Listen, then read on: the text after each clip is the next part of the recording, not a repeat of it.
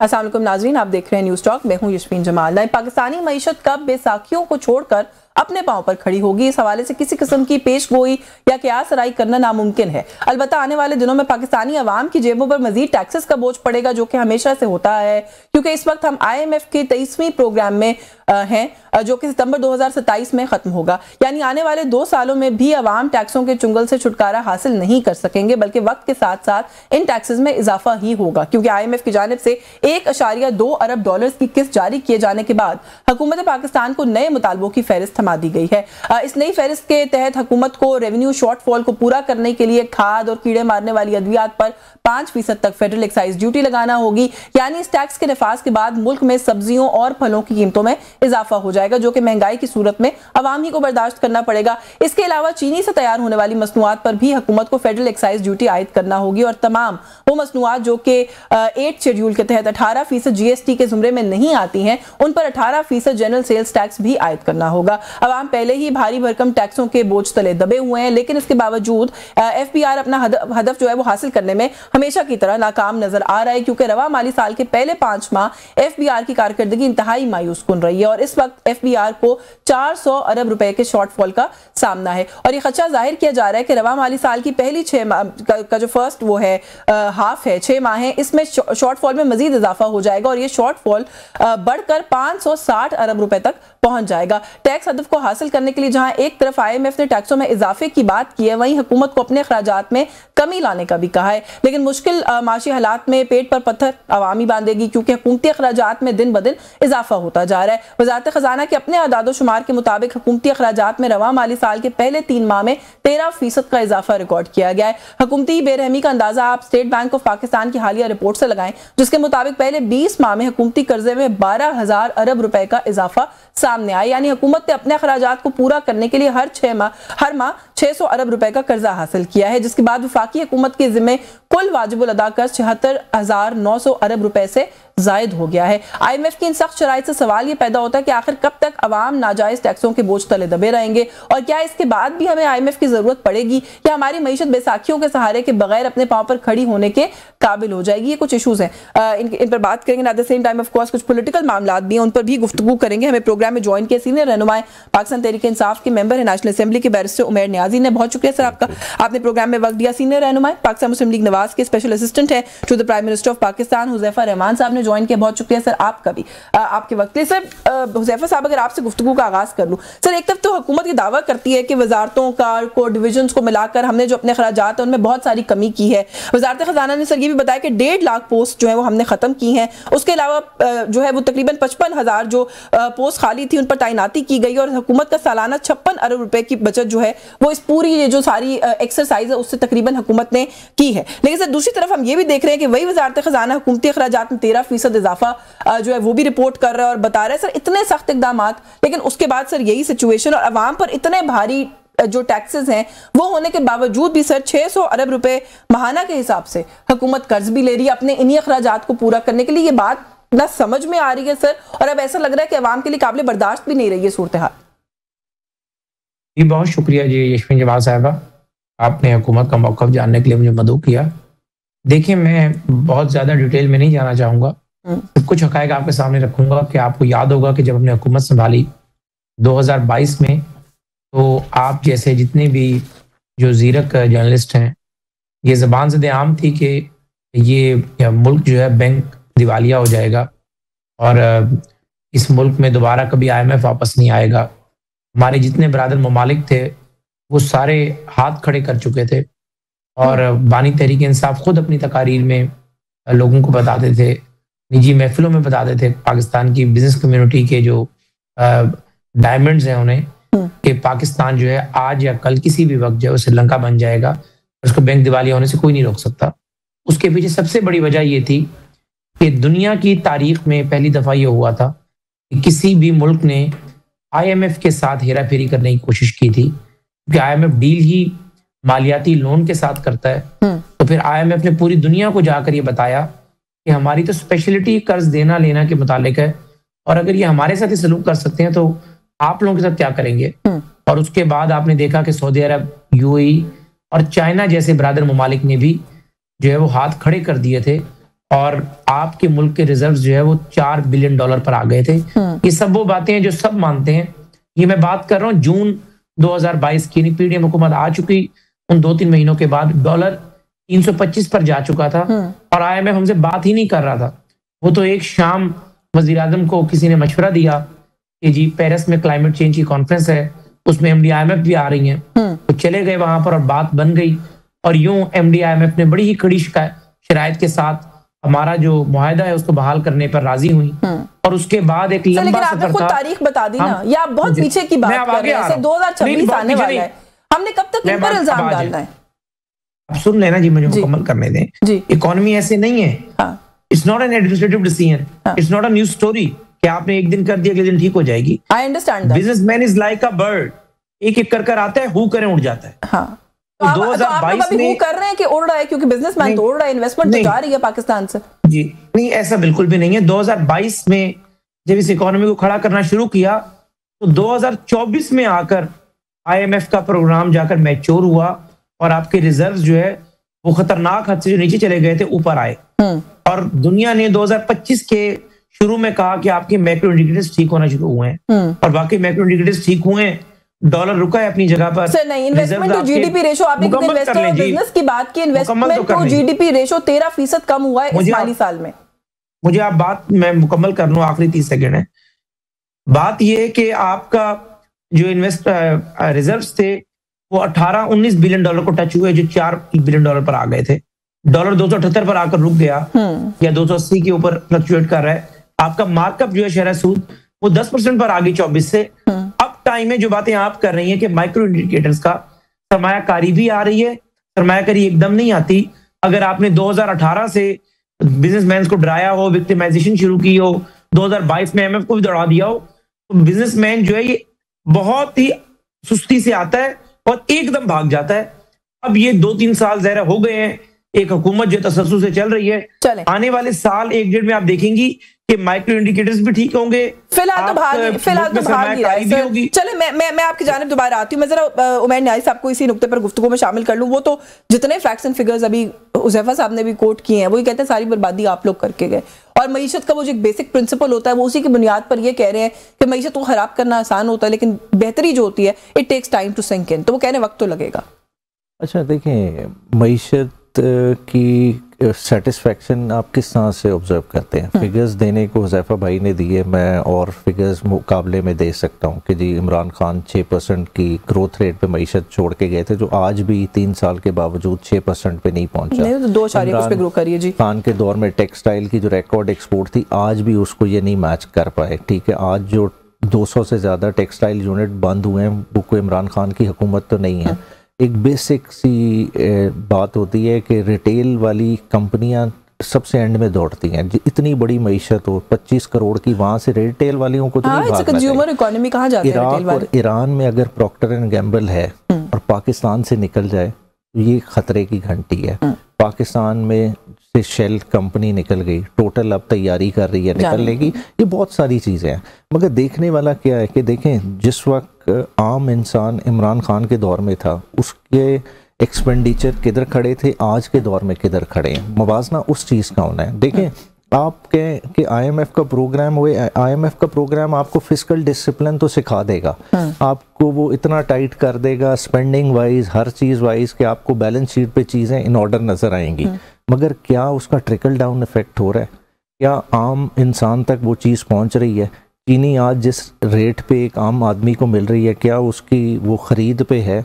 फिर जो किसान के साथ गंदम में हुआ, और वो गंदम आज अब जब आप ख़रीदने जाएं तो आपको उस पैसे पे नहीं मिल रही जिस पे किसान ने बेची हुई थी।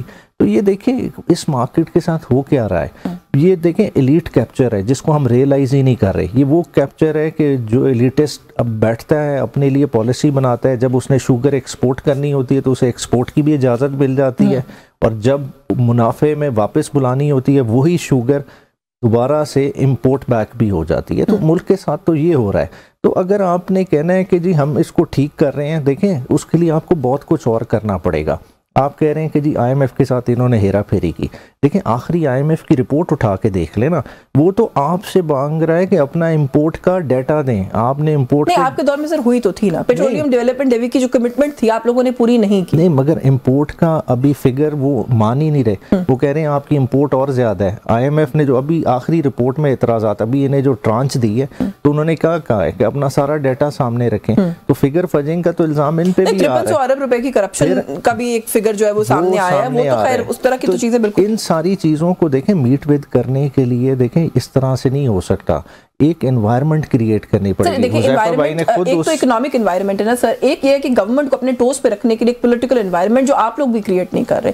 हुकूमत ने रेवेन्यू शॉर्टफॉल को पूरा करने का आसान तरीका ढूंढ लिया है अब हाल में, और वो पेट्रोलियम का टैक्स ही है, पेट्रोलियम डेवलपमेंट लेवी है। अभी भी जिस तरह के फिगर सामने आ रहे हैं कि जो मजीद लेवी लगेगी, एक आम आदमी सर कहाँ जाएगा? ऑपोजिशन वाले जो है आप लोगों को सर माजत के साथ अडयाला में मुलाकात नहीं हुई, इससे आगे आप लोग कोई ऑपोजिशन नहीं करें। मगर देखें ये तो इनके रियलाइजेशन की बात है ना। देखें अडयाला का अगर फ्लैश पॉइंट बन रहा है तो वो किसका फायदा है? इमरान खान न्यूज में है ना। ये तो इन्हें समझना चाहिए कि एक छोटी सी मुलाकात करा दें। अगर आज बेटों की बात हो जाती है तो वो ग्लोबल न्यूज भी नहीं बनती। इन्हें देखें कितनी इस चीज की परेशानी होनी चाहिए कि UN का रिपोर्टर कहता है कि इमरान खान को इन ह्यूमन कंडीशन में रखा हुआ है, इमरान खान की detention amounts to torture, solitary confinement में रखा हुआ है, इमरान खान को मेडिकल ट्रीटमेंट नहीं मिल रही। मतलब ये छोटी छोटी चीजें हैं जो बड़े आराम से मैनेज होनी चाहिए थी। मतलब ये ऑप्टिक्स के लिए, देखिए सर इनको अलॉन्ग साइड चलाएं ना, मैं ये गुजारिश करूं कि इनको अलॉन्ग साइड चलाएं, मईशत पर बात करें, महंगाई पर बात करें, बेरोजगारी रिकॉर्ड हाई है उस पर बात करें। आप लोग बात नहीं करते। आप किस मॉडल पे किस पे चल रहे हैं? देखें बातचीत करने का तो इधर माहौल ही नहीं बन रहा। बातचीत के माहौल बनाने के लिए छोटे छोटे स्टेप्स पहले लिए जाते हैं। वो छोटे स्टेप्स क्या हैं? ऐवान के अंदर ही कहते हैं जी पार्लियामेंट में जाके बात करें। भाई पार्लियामेंट में क्या बात करें जब आप हमारा लीडर ऑफ द ऑपोजिशन लगाने की भी अहलियत नहीं रखते। आप उस चीज़ पे ही आप कहते हैं कि हमारे हाथ बंधे हुए हैं। मतलब ये छोटे स्टेप्स ही ना उठें तो आप कहते हैं कि इधर बड़ा डायलॉग, बड़ी बात हो जाए।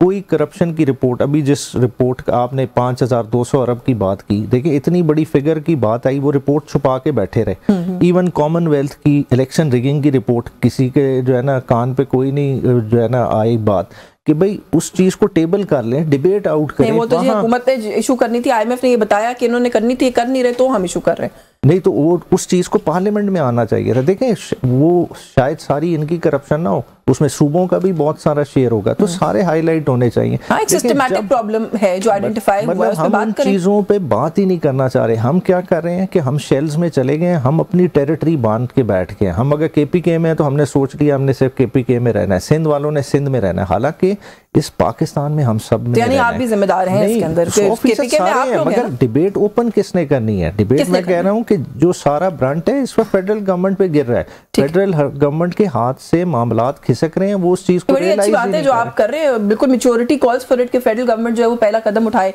इस मसले में। मुझे एक ब्रेक लेनी है, ब्रेक से वापस आके इसी नुक्ते से गुफ्तगू का आगाज करेंगे। व्यूअर्स हमारे साथ रहिएगा जी। वेलकम बैक नाज़रीन। ब्रेक पे जाने से पहले जो बात उमर नियाजी साहब कर रहे थे, हुज़ैफा रहमान साहब, बड़ी अच्छी मैच्योर बात वैसे की है नियाजी साहब ने। इसके ऊपर गौर करें, फेडरल मिनिस्टर से गवर्नमेंट से भी कहें कि इसके ऊपर गौर करें कि सब लोगों को जो रियल इश्यूज है सर उन पे बात करने की जरूरत है, लेकिन फ्लेक्सिबिलिटी या पहला कदम सर फेडरल गवर्नमेंट को ही लेना होता है। और जब हम पहले कदम की बात करते हैं तो उसमें कुछ कॉन्फिडेंस बिल्डिंग मेजर्स भी होते हैं, बल्कि ये तो यहाँ पर हमें उल्टा मामला दिखाई दे रहा है। अभी एक दिन पहले की बात है, 400 लोगों के ऊपर FIR हो गई। पाकिस्तान तहरीक-ए-इंसाफ के leader of the opposition nominate किया हुआ है, ऑपोजिशन ने, आप लोग उसका नोटिफिकेशन नहीं कर रहे। इस तरह के मामला को रोक कर गवर्नमेंट कैसे समझती है कि मुज़ाकरात या बातचीत या डेडलॉक खत्म हो सकता है? जी बहुत शुक्रिया यशवीन साहिबा। एक तो न्याय साहब बिल्कुल ठीक फरमा रहे हैं, इकोनॉमी को खड़ा करने में हुकूमत और अपोजिशन दोनों का बराबर किरदार होता है, क्योंकि वो दोनों मुल्क में सियासी इस्तेहकाम के जिम्मेदार होते हैं।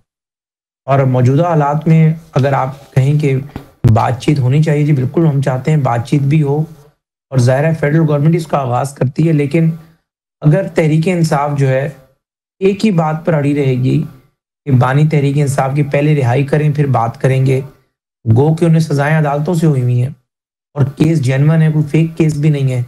ये ज़रूर है कि अगर वो वज़ीर आज़म होते तो शायद केस ना बनता और वो कंटिन्यूटी चलती रहती। 2021 में जो कंटिन्यूटी टूट गई उनकी, या 22 में उनकी हुकूमत की, लेकिन केस तो जेन्युइन है। तोशाखाना मामला हुआ नहीं, ये जरूर है कि वो मुलाकात की बात करते हैं, रिहाई का कब का है? PTI ने कि रिहाई करें कब का है? वो कहते हैं मुलाकातें होने दें। ये तो अब मुलाकातों पर पाबंदी हुई है तो ये कहते हैं, अदरवाइज पहले बैरिस्टर गौहर साहब के स्टेटमेंट ऑन रिकॉर्ड है, ठीक है, वो हर बात पर यही कहते थे कि नहीं पहले बानी की रिहाई होगी, या बानी की रिहाई से मुलाकात को मशरूत कर रहे हैं।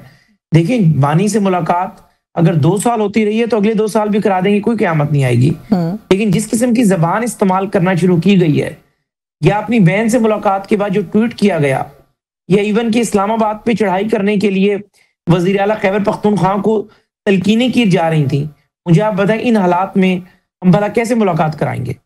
अगर ठीक है ताली 2 हाथ से बजती है, अगर हम 2 कदम जो है वो आगे बढ़े, इन्हें भी चाहिए ना ये भी 3 कदम आगे बढ़कर आए, और ये भी कम से कम कहें कि ठीक है जी पहले मरहले में फैमिली की मुलाकातें होनी चाहिए और फैमिली का सियासत से कोई ताल्लुक नहीं है, और उन मुलाकातों से दोनों तरफ से एतमाद की फिजा जो है वो बहाल हो। अच्छा, फैमिली की मुलाकातों पर भी सर थोड़ा सा ये जरूर कहिएगा कि उनके बेटे जो हैं वो मुलाकातों को लेकर एक तो उन्होंने बड़ा कंसर्न शो किया, आपको पता है इंटरनेशनल मीडिया पे वो बोले हैं, उन्होंने कहा कि हमारे वालिद को जो है वो डेथ सेल में रखा गया है, उन्होंने कहा हमें बहुत कंसर्न है उनकी कंडीशन को लेकर, और साथ ही साथ ये भी कहा है कि हम जनवरी में पाकिस्तान आना चाहते हैं अपने वालिद से मिलने के लिए। गवर्नमेंट ऑफ पाकिस्तान का इस पर क्या मौक़िफ़ है सर? आने देंगे, मिलने देंगे?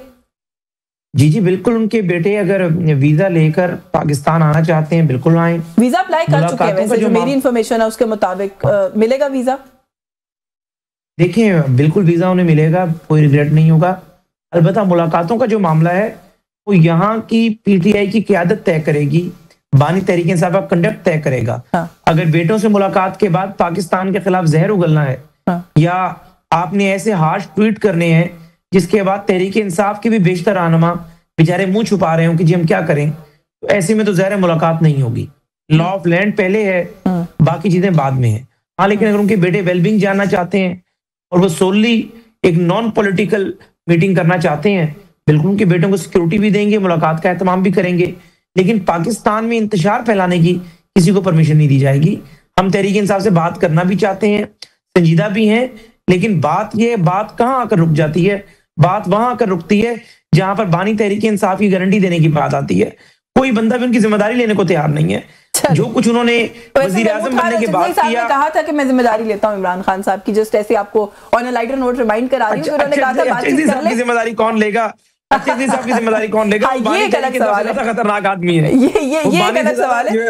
बट अच्छा सही साहब ने ये जरूर कहा था कि खान साहब की जिम्मेदारी मैं लेता हूँ, आप लोग मुज़ाकरात की तरफ आ जाए। लेकिन ये जो बात अभी आपने की उमैर नियाजी साहब, वो कहते हैं जी कोई सैनिटी हो ना आप लोगों की तरफ से तो हम मुलाकातें भी होने दें। अब जो ट्वीट आया उस्मा साहिबा से मुलाकात के बाद, फिर उसके बाद जिस तरह की गुफ्तगू की गई, अच्छा उसके बाद आपके बहुत ही सेन लुकिंग चीफ मिनिस्टर आफरीदी साहब जो है वो एकदम से कफन और मौत और आज़ादी और पता नहीं कैसी बातें करने लग गए। जब इस तरह की प्रोवोकेटिव गुफ्तगू होने लग जाएगी आप लोगों की तरफ से, तो वो कहते हैं फिर इंतशार फैलाएंगे तो फिर मुलाकात नहीं हो सकती। देखें, गुफ्तगू से कैसे इंतशार फैल जाता है? एक मौक़िफ़ होता है, आप बात करते हैं, अगर ट्विटर पे कोई मौक़िफ़ आता है आप उसके काउंटर मौक़िफ़ क्रिएट कर सकते हैं। या तो आपको इस चीज़ की परेशानी है कि इमरान खान का जो लफ्ज़ है वो पूरी कौम फॉलो करती है, तो फिर तो आप ये बंदिशें लगा रहे हैं, समझ आती है। आप लोग तो वैसे ये मानते हैं ना नहीं, कि हम लोग मानते फॉलो हैं, करते मगर हैं। गवर्नमेंट का तो नैरेटिव दूसरी तरह है ना। गवर्नमेंट तो कहती है इन्हें फॉलो ही कोई नहीं करता, इनकी तो वो पहचान ही नहीं है। जब नहीं है तो फिर किस चीज़ का खौफ? आप अपना नैरेटिव बनाएं, आप उसके काउंटर में कहें कि नहीं इमरान खान साहब गलत कह रहे हैं, मुल्क में रूल ऑफ लॉ है या जुडिशरी फंक्शनल है, 8 फरवरी के इलेक्शन रिग नहीं हुए, सारे सबूत लाएं, करें अपनी प्रेस कॉन्फ्रेंस, आपके पास हर तरह का मीडियम है। बात को आपने दलील से रद्द करना है ना। मौक़िफ़ आप लोग कभी समझ नहीं आता ना। खान साहब से मुलाकात के फौरन बाद इंडियन मीडिया पर ही चली गई उनकी बहन, मतलब ना कोई और वेस्टर्न मीडिया कंसिडर किया, ना कोई पाकिस्तानी फोरम कंसिडर किया, सीधा इंडियन मीडिया। खान को सॉलिटरी कन्फाइनमेंट में डाला गया, नवंबर का महीना था, तो अफवाहें सबसे ज्यादा किधर से खड़ी हुई? इंडियन मीडिया से खड़ी हुई। तो फिर इर्द गिर्द बात करनी किधर क्लैरिफाई करते? सोशल मीडिया से करते, हमारे प्लेटफॉर्म से करते, वेस्टर्न मीडिया से करते। बहन ने बेहतर समझा, उन्होंने रीच आउट किया, मगर बात है कि क्या पास्ट में मुस्लिम लीग नून की लीडरशिप नहीं रीच आउट करती रही? तब आप क्या कहते थे? नहीं, तो जब वो रीच आउट करते थे आप क्या कहते थे? आप उनको किस किस का यार करार देते थे, गद्दार करार देते थे? तो फिर ठीक है, तो ये भी यही अल्फाज इस्तेमाल करते रहे, तो आज भी इसी तरह के हो रहे हैं, तो चेंज तो नहीं आ रही। मगर देखें बात क्या है कि आप तो प्रीटेक्स्ट क्रिएट कर रहे हैं कि यहाँ के माहौल की वजह से इमरान खान से मुलाकातें नहीं हो रही। चलें, अगर एक लम्हे के लिए मान लेते नहीं हो रही, तो फिर बेटों से जो टेलीफोन की कॉल है वीकली वो क्यों बंद की गई है? अगर आप कहें फिर वो तो जारी रहनी चाहिए थी। आप कह रहे हैं कि आज बेटे वीजा लेके पाकिस्तान आ जाए, मुलाकात करा देंगे। भाई आपने कितने महीनों से मुलाकात कितने महीनों से फोन पे बात नहीं कराई, तो आप मुलाकात कराएंगे। अच्छा, आपने कहा ना कि बात करने से कैसे इंतशार फैल जाता है। एक जलसे में चीफ मिनिस्टर खैबर पख्तूनख्वा ये कहें कि मैं आप लोगों को लेकर डी चौक चलूंगा, हम वहां से आजादी लेकर आएंगे या मौत लेकर आएंगे, हम अपने कफन साथ लेकर जाएंगे, इंतशार ही है ना, इश्तिहाल ही है। इंतशार नहीं है। देखें, पॉलिटिकल स्पीच डिफरेंट होती है हमेशा, जो आपके पार्लियामान में हो, एक फ़र्क होता है, ठीक है। देखें, कभी भी ये कोई इस तरह की तो नहीं है कि कोई अलहदगी की बात हो रही है। इधर किस चीज़ की बात हो रही है? आपके सिविल राइट्स की रेस्टोरेशन की बात हो रही है, और सिविल राइट की रेस्टोरेशन के लिए हर बंदा जद्दोजहद करना चाहता है। क्या आप खुद इधर बैठ के फैसला कर लें, अभी अपने ही फील्ड से ले लें, क्या सहाफ़त आज आज़ाद है? डॉन के साथ जो हो रहा, जो दूसरों के साथ हो रहा, जो मतलब इस वक्त मीडिया पर्सनल जेलों में जो FIR फेस करें, हर कोई एक तगोदों में, तो क्या उनकी रिप्रेजेंटेटिव बॉडीज़ एलानिया नहीं जारी करती कि ये हुकूमत गलत कर रही है? अब जिस तरह से प्रेस क्लब वालों ने जारी किया, दूसरे ऑल पाकिस्तान न्यूज़पेपर एसोसिएशन ने किया, तो इसी तरह being a leader of A province, क्या वो अपनी आवाम को नहीं बताएगा कि मैं सैनिटी को बरकरार रखे, जो मर्जी करे। तैमूर झगड़ा साहब आपकी जमात के, उन्हीं की स्टेटमेंट देख लें, वो कहते हैं जी ना इदारों के खिलाफ बात होनी चाहिए, ना प्राइम मिनिस्टर के साथ, जो एक्स प्राइम मिनिस्टर है उनके साथ एक गैर मुनासिब सलूक होना चाहिए। I think this is a very same thing to say कि इंस्टीट्यूशन के साथ किसकी लड़ाई है? देखिए, इंस्टीट्यूशन की तो कोई बात नहीं, एक तरफ आप कहते हैं हमने उनसे बात करनी है, दूसरी तरफ लड़ते भी। नहीं, देखें, बात है कि एक ओवरऑल पर्सनल क्लैश, पर्सनालिटी का क्लैश किसी तरह से आप कह लें, किसी तरह से नजर आए। देखें, इंस्टीट्यूशन किसका है? इंस्टीट्यूशन इस मुल्क का है। क्या उस इंस्टीट्यूशन से हम अलहदा हो सकते हैं, या इंस्टीट्यूशन मुल्क से अलहदा हो सकता है? देखिए, दोनों चीज़ें लाजम मलजूम होती हैं। उस डिबेट को तो करना ही, मैं कहता हूँ कि फजूल है कि हम कहें कि जी इस तरह से कर दें तो ये हो जाएगा। देखिए, ब्रेक से पहले ये डिबेट कर लेते हैं। खान साहब के बेटे आएंगे, इम्पोर्टेंस है। देखें, बाप के लिए ज़रूर आएंगे, उन्होंने कहा है, तो वो जाहिर बात है अपने वालिद के लिए आखिरी हद तक जाएंगे। ये इन्हें चाहिए कि उस चीज़ को पहले से प्रीएम्प्ट लेकिन ये देखें ना, ये आप लोगों को ऑप्शंस दे रहे हैं। ये कल भी मेरे ख्याल है राना सनाउल्लाह साहब ने या किसी और इसी तरह किसी सीनियर रहनुमा ने कहा कि आप बयान हल्फी दे दें कि आप लोग जो है खान साहब से मुलाकातों के बाद जो है वो कोई भी इश्तिहाल अंगेज गुफ्तगू नहीं करेंगे, सबकी मुलाकातें हो जाएंगी, खाली बेटों की नहीं। दे दे बयान हल्फी किस चीज का? कि पॉलिटिकल इश्तिहाल अंगेज गुफ्तगू ना करने का। इश्तिहाल अंगेज मैं बात करूं अगर वज़ीर आज़म वक्त के खिलाफ, तो वो क्या इश्तिहाल अंगेजी हो गई? क्या मेरे राइट्स नहीं है? क्या मैं क्रिटिसाइज नहीं कर सकता कि वक्त के वज़ीर आज़म का फलां फैसला चीनी की एक्सपोर्ट वाला गलत था, उसमें करप्शन हुई है? मैं कुछ भी बात, आप कहें कि जी इसमें आवाम को इश्तिहाल अंगेजी कराई, इस चीज का फैसला कौन करेगा कि कौन सी चीज इश्तिहाल अंगेज और कौन सी नहीं है? चलो मैं एक ब्रेक ले लूं, ब्रेक से वापस आके से बात करते हैं कि क्या चीज इश्तिहाल अंगेज और क्या नहीं है। एक तो ये फैसला कौन करेगा, दूसरा खान साहब के बेटों से उनकी अगर बातचीत करवा दी जाए हफ्ते में एक दफा, तो ये सारी सिचुएशन भी क्रिएट ना हो। उस पर बात करते हैं इस ब्रेक के बाद। हमारे साथ रहिए जी। वेलकम बैक नाज़रीन। ब्रेक पे जाने से पहले जो बात हो रही थी ज़ैफर रहमान साहब, खान साहब के बच्चों से उनकी अगर आप लोग रेगुलरली बात करा दें तो ये वीजा अप्लाई करेंगे, आएंगे, वो आएंगे तो क्या कोई ये, क्योंकि ये पहले ये बात बहुत डिबेट हुई कि क्या कोई पॉलिटिकल पूरा एक सीन क्रिएट होगा, क्या कोई रैली करेगी PTI, ये बात वहां तक जाएगी ही नहीं। आप लोग फोन पे बात करवा दें ना, ये क्वेश्चन उठे इस बात के ऊपर कि आप लोग उनके बेसिक ह्यूमन राइट्स को वायलेट कर रहे हैं। आपको पता है अब इंटरनेशनली भी जो है वो ये आवाजें उठने लग गई हैं। जी बहुत शुक्रिया यशमीन साहिबा। बात तो मैंने कही नहीं कि बाहर जो लोग हैं इनकी वजह से मुलाकातें नहीं कराई जाती। बेसिकली बानी तहरीक इंसाफ, मैं कोई किसी की जात पे तनकीद नहीं कर रहा, ना ऐसा कोई लफ्ज इस्तेमाल करना चाहता हूँ जिससे न्याजी साहब या PTI के फॉलोअर्स की जो है वो दिल शिकनी हो, लेकिन बानी तहरीक इंसाफ की जबान की वजह से मुलाकातों पे पाबंदी लगी है। बानी तहरीक इंसाफ जो अल्फाज इस्तेमाल करते हैं अपने चाहे सियासी मुखालिफ के लिए या किसी से राय का इख्तलाफ करते हो, वो अल्फाज दुनिया में कोई सियासी मुखालिफ एक दूसरे के लिए इस्तेमाल नहीं करता। कोई किसी इदारे के सरबराह के लिए इस्तेमाल नहीं करेगा कि क्या चीज इंतशार फैलाती है, क्या चीज जो है वो इख्लाकियात के दायरे में आती है, ये कौन डिसाइड करेगा? मैं बताता हूँ आपको, ये ऐसे डिसाइड होगा कि 2 + 2 4 होते हैं। खूबसूरत जो है, अगर आप कहें ये बंदा खूबसूरत है तो खूबसूरती का मेयार जो टॉप है वो बिल्कुल खूबसूरत है। हाँ, कोई एवरेज शक्ल हो, किसी को खूबसूरत लग सकती है, किसी को नहीं लग सकती।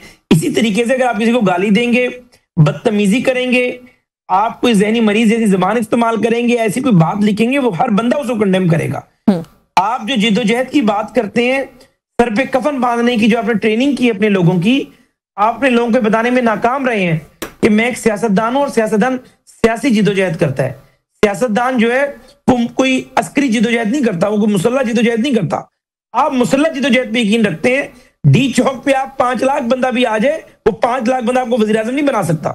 5 लाख बंदा दुनिया को ये जरूर बता सकता है कि आपके साथ अक्सरियत है, आपके साथ जो है लोग हैं, स्ट्रीट पावर है, इंसानी हकूक की तंजीमें, सहाफ़ी या बाकी लोग कम अज कम इस बात को स्टैब्लिश कर लें कि वाकई आप पाकिस्तान में एक हकीकत नाकाबिल तरदीद है। लेकिन आप ये समझ बैठे हैं कि मैंने जो लोग लेकर आने हैं वो डंडे सोटों के जरिए सुप्रीम कोर्ट पे चढ़ जाएंगे, वो पार्लियामेंट पे चढ़ जाएंगे, आप लोग जमहूरी जद्दोजहद करने नहीं देते ना, आप लोग करने नहीं देते जमहूरी जद्दोजहद, वो जलसे की जगह मांगते हैं, आप जलसे की जगह नहीं देते। जब से बानी तहरीक इंसाफ को सियासत का जो है वो खुमार आया है, इन्होंने सियासी जद्दोजहद की कब है? 96 में जमात की बुनियाद रखी, 97 में इलेक्शन हुए, इसमें कंटेस्ट नहीं कर सके। उसके बाद 2001 में जनरल मुशर्रफ के चीफ सपोर्टर थे, 2007-8 के अंदर जो है तब भी जनरल मुशर्रफ के साथ थे, फिर इन्होंने हमारे साथ आ गए। 2011 में जनरल शुजा पाशा की झोली में जाकर बैठ गए, 14 में ज़हीरुल इस्लाम की झोली में बैठे, 2017 में फैसले के साथ दूसरी तरफ से भी आ सकती है। न्यारी साहब बैठे हुए हैं, ऐसी फहरिस्त में भी गिनवा सकते हैं कि कहां से किसने करियर शुरू किया, किसके वज़ीर कानून रहे। वो कहें, हाँ, वो जो मर्जी कहें, लेकिन जो मैं कह रहा हूं ये तो ठीक है ना, ये तो गलत नहीं है, इसको तो एंडोर्स करती हैं आप। नहीं, मैं तो कोई इफेक्ट तो नहीं करती। मैं किसी की हिस्ट्री को एंडोर्स या वो नहीं कर रही, लेकिन मैं ये कह रही हूं कि इसका काउंटर अटैक आएगा, बड़ा सख्त आएगा। तो नहीं किया, हाँ, नहीं, मैंने फैक्ट फर्ज तो नहीं किया। जनरल बाजवा को कौन कहता था कि ये वालिद है इस कौम के? हाँ। कौन जो है उनकी झोली में से उतरने पे नाराज है कि मुझे दोबारा लाडला बना लिया जाए? हाँ। बेसिकली आप तो कहते थे कि आर्मी चीफ कौम का बाप होता है। हाँ। आप कहते हैं कि एस्टेब्लिशमेंट बहुत अच्छी है, ये रिकॉर्ड करती है फोन, इन्हें पता है कि मैं करप्ट नहीं हूं, तब आप ISI के फोन रिकॉर्ड करने को सपोर्ट किया करते थे।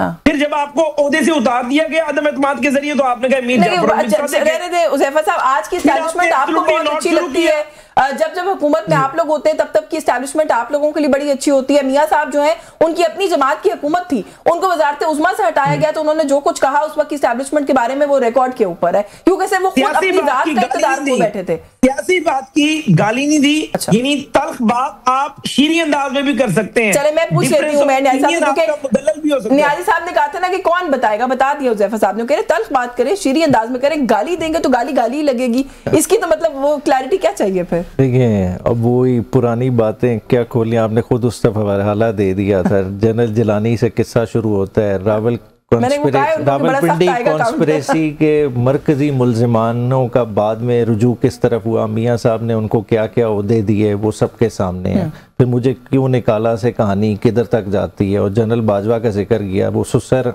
इमरान खान का तो नहीं जानने वाला था ना, किसके कहने पे, किसकी शनाख्त पे अपॉइंटमेंट की, तो वो सारी चीज़ें सबके सामने हैं। क्योंकि जहाँ तक सियासी जद्दोजहद का ताल्लुक है, देखें इमरान खान की जद्दोजहद से मुवाजना कर लें, इनके पास एक प्राइम एग्जांपल नवाज शरीफ साहब की है ना, देख लें क्या 850 दिन से ज़ायद गुजारे हुए हैं जेल में, तो फिर बात करें क्या इमरान खान की प्लेटलेट्स डाउन हो गई हैं, बात करें इमरान खान ने कोई और बहाना बनाया हो, इमरान खान ने बगैर इसहाक डार को बताए हुए जहाज पे सवार हो गए और कहीं और कहते हैं कि वो ढूंढ रहे थे रास्ते, मिला नहीं रास्ता, देखिए ये तो खैर ख्याल है। देखें इमरान खान जो बनी गाला जाने पे नहीं मान रहा, तो वो बाहर का रास्ता ढूंढेगा। देखिए इमरान खान ने एक चीज़ का तहिया कर लिया है कि जेल से सर सीधा करके निकलना है, वो सर नगू होके नहीं निकलना। वो जो कहते हैं ना जेल के जो छोटे विकेट है वो भी खुली हुई हो तो वो सर नीचे करके नहीं निकलना। वो अपनी एक चीज़ को डिसाइड किया और वो किस लिए किया, वो ज़ाती कोई लड़ाई नहीं है। देखें इस अवाम के का मुकदमा वो लड़े हैं। देखें आपने ठीक है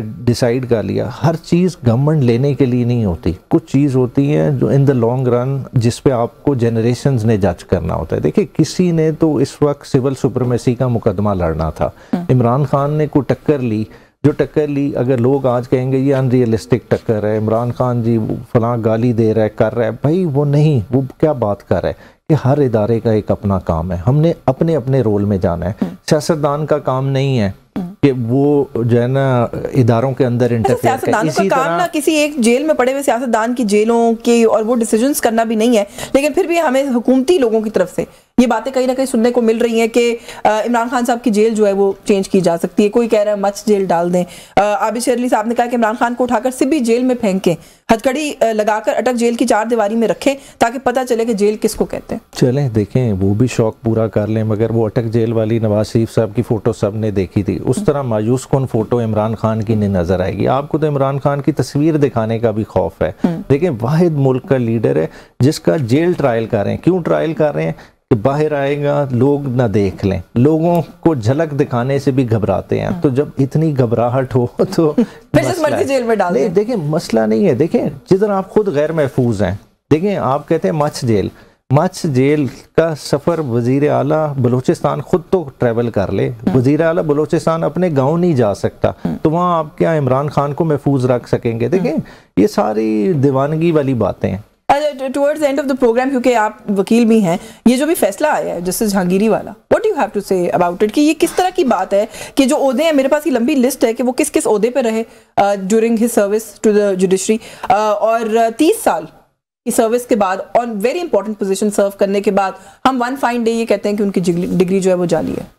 देखिए, टोटली इलीगल ऑर्डर है। आर्टिकल 209 बड़ा क्लियर है, जजेस को निकाला जा सकता है, इसमें कोई हर्ज नहीं है। अगर डिग्री जाली है तो निकलना चाहिए, मगर उसका एक प्रोसीजर है।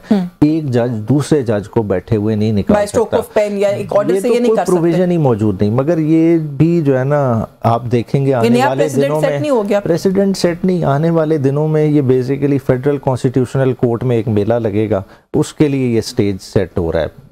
ये रिवर्स भी होगा, सारा कुछ होगा, मगर बात है ये टोटली इलीगल है जो किया गया। नहीं तो इसका आप इसके प्रोसीजर से डिसएग्री कर रहे हैं? प्रोसीजर तो है ही इलीगल। देखें, इसका तो इख्तियार ही कहीं नहीं है कि जज को एक जज निकाले, वो प्रोविजन ही मौजूद नहीं है।